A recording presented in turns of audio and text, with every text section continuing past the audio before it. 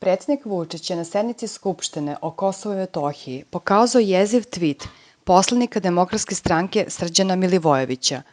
Reagujući na govor poslanika Demokratske stranke Srđana Milivojevića, koji je na poslednjoj sednici Skupštine o Kosovu i Metohiji izneo niz neistina, predsednik Srbije Aleksandar Vučić osvrnuo se na tvit koji je ovaj poslanik Demokratske stranke svojevremeno objavio. Obratio se zaposlenima sledećim rečima.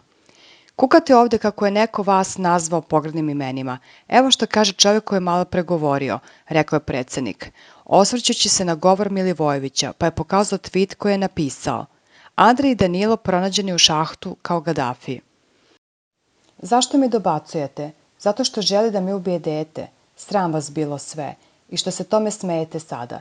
I pri tome sve vreme glumite žrtve. Ne postoji gadost koju niste u stanju da izgovorite, ali ste u stanju da primetite sve što ne ide vama na ruku, rekao je predsednik. Crno na belo, Vučić je pokazao sramni tvit poslanika Milivojevića, pa poručio, to je čovjek koji želi da ubije moje dete.